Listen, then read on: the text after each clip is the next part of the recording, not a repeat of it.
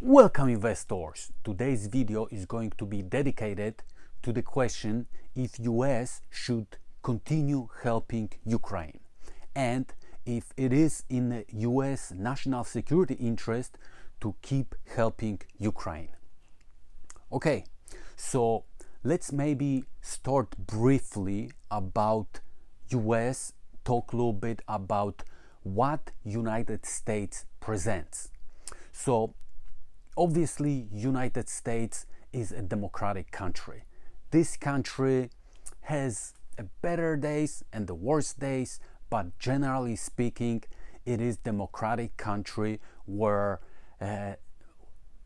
power is transitioned from one leader, one politician to another one according to the will of population. I've been in United States for 25 years and I've seen many presidents. I would say like five or six, something like this, since 1999. Some of them were better, some of them were worse. System is not perfect, but you can see here transition of power. You can see power going from one guy to another guy. You can see power going from the bad guy to the worst guy. Depends on your political views, political affiliation. I'm not here to talk about the politics. I just want to talk generally. It is a system which allows transition of power. This transition is sometimes smoother, sometimes rougher, but there is a transition of power.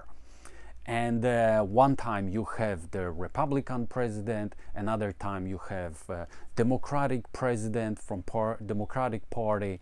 You have a change. You have something which is new, which is different, which is better, which is worse, but there is a change. Right now, let's compare this and talk a little bit about Russia. Russia is a country which since 1999 has the same president. And you might say, this is the will of Russian people, that they love so much their president that for past almost 25 years we have the same president.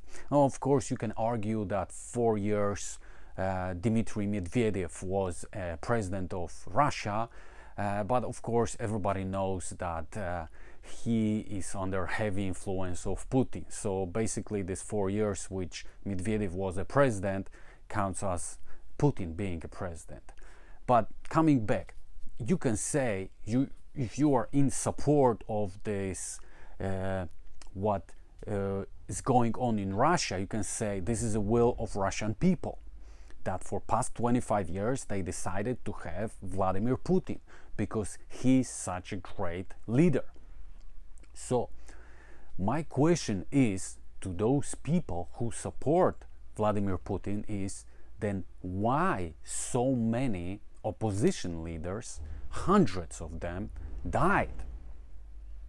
And you might say that they died because of the accidents or natural causes, but there is so many of them who died that probability of them dying because of natural causes is just like being hit by the thunder or striking the lottery.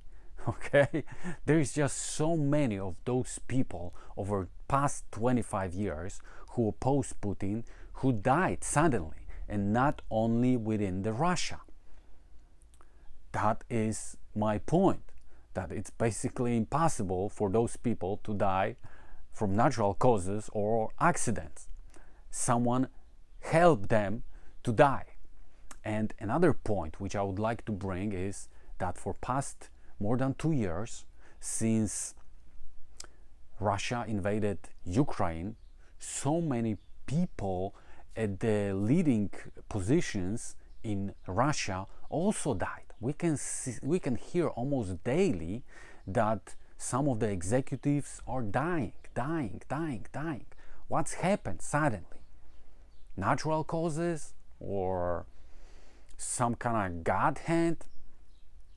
What I think is happening, those people are being killed by FSB, Vladimir Putin extended hand, because they started raising the voice against the war in Ukraine.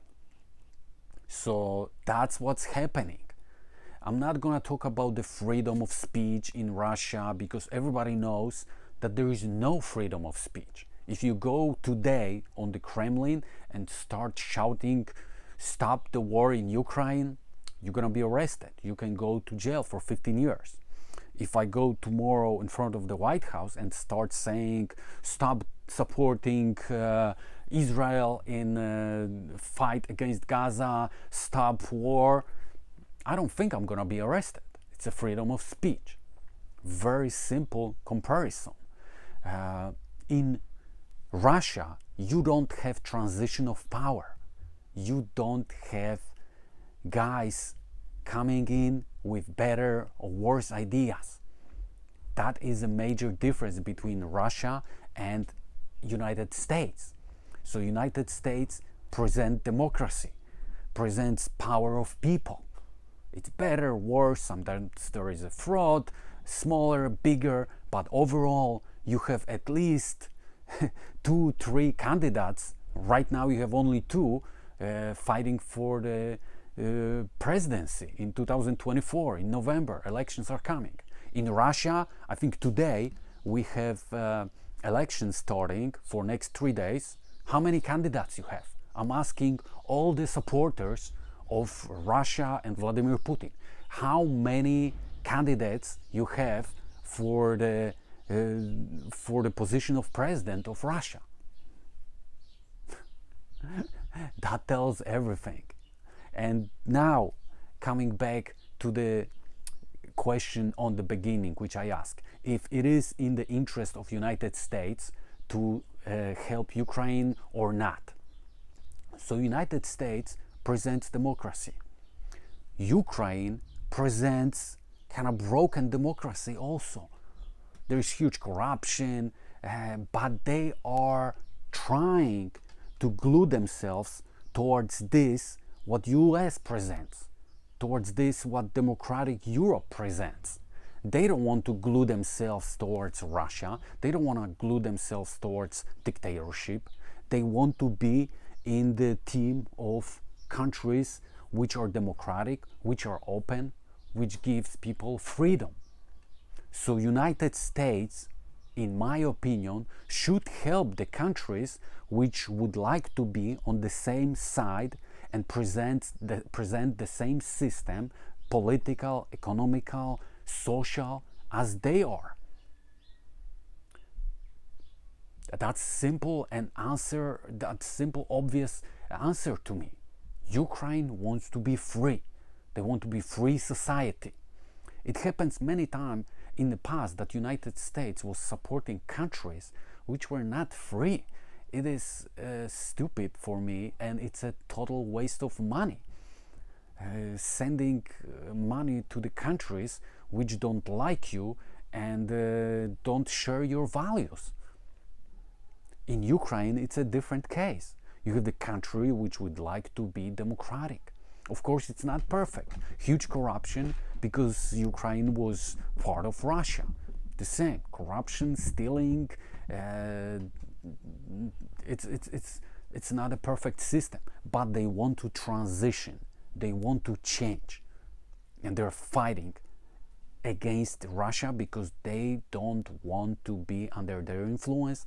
They don't want to be part of this system which was created by Vladimir Putin for past 25 years. So for me, it is obvious to support countries which want to share your values. And also, another point which I would like to mention is that Russia always wanted to destroy United States. They know that they cannot do this militarily and officially, so they are doing this all hybrid warfare. All these hacks, during past presidential, or I don't know if there was a past or 8 years ago during election, stealing the emails, all the hacks to institutions, and thousands of thousands Russian trolls in support of Russia, pretending to be Americans, pretending to hate United States. Be careful reading the comments, because Russia is a master of deception. They always were going to the countries and trying to destroy country from within when they couldn't do this militarily. One of the first orders of Lenin in 1917, when he took power, was to take over the Ukraine, because Soviets, communists, has such a sick and twisted agrarian policy, and they couldn't feed their own people. So Lenin said, hey, go to Ukraine. They have one of the richest, the most fertile land, and take over this country, because we need grains. We need grains. So Red Army went and invaded Ukraine in 1917. But it didn't work, because Ukraine defended itself. They had to retreat. So what's happened? What Lenin did? He came up with the idea of hybrid warfare. He started sending groups which were destroying country, Ukraine, from inside. Ukraine was very weak, corrupted, divided country, so it was very easy for them to do it. Ukraine was not even the country. They were forming some kind of society, so it was very easy for Red Army, for communism, for Lenin and his criminals to implode Ukraine from inside. And they did it. They did it. They pretended to be liberator, laying ground for liberator coming to liberate Ukraine. And what's happening right now all over the world, when you read the comments, it's the same. Russians know that there is a war going on the battlefield. There are soldiers shooting each other, but another battlefield is on internet. So when you read the comments, and you have to be extra careful. You don't believe in all those comments, because Russians know that by posting thousands of comments, they're shaping your opinion. I read a lot of those comments, and now I can sense if it is a Russian troll, paid troll, and there's multi huge amount of them online commenting. I'll tell you how I can sense.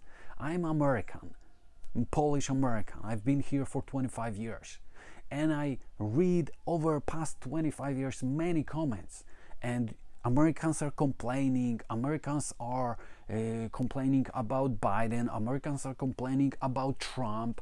They don't like them. They hate them. But generally, Americans don't hate their country. They don't spit generally on America. And there is thousands of comments of people who are pretending to be Americans, who are spitting on entire country, on entire system. It is clearly that those are not Americans, that those are Russian trolls who want to form opinion, who wants to steer some social unrest, because they know that internet is another battlefield. So be careful about this. Reading comments, you have to be super careful. Anyway, but just coming back to the question which I posed on the beginning, should US help? Is it in the US national security interest to help Ukraine? Yes, it is. Yes, it is for US in their own interest to help Ukraine.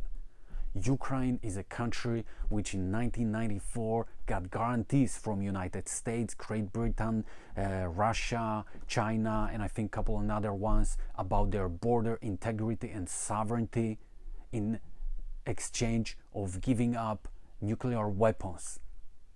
I think President Clinton signed a memorandum that you gave up the nukes, we're gonna guarantee your security, your sovereignty, and your integrity, border integrity. So right now, US should not go militarily to Ukraine, but they should support them. They should send them weapons. And I'm really surprised that current situation is really, in my opinion, sick if you are talking about help to Ukraine, because former President Donald Trump opposes helping Ukraine. Why do you oppose it? Do you support Putin? Do you support the way how he creates what he created? Donald Trump is a businessman. You built your empire in a free country. Why do you even consider, why you even have any kind of positive feelings about this, what was created in Russia? I don't understand this. I don't understand this. Again, I don't want to talk about politics. I don't want to say that I'm supporting Biden because Biden supports the Ukraine. Absolutely no. Absolutely no. But on the other side, I don't understand why you don't want to support a nation which wants to be in your team. That is the question for me. I know that there are some details about the bill in favor of supporting Ukraine. There is a bill about the border security. There are details. I heard that it's not something what Republicans wanted, but it should be separated. There should be a separate bill only about helping Ukraine, and it should pass US Congress. It should pass because it is in the best interest and national security interest to help Ukraine, to regain their sovereignty and their all border integrity. That is my answer to this question. What do you think about this? It is a very controversial issue. Let me know. Let me know in the comment section if you agree or disagree with me, why you disagree. I would love to hear from you. Thank you so much. If you like this video, give me a thumb up, share this video on social media. Stay healthy and well.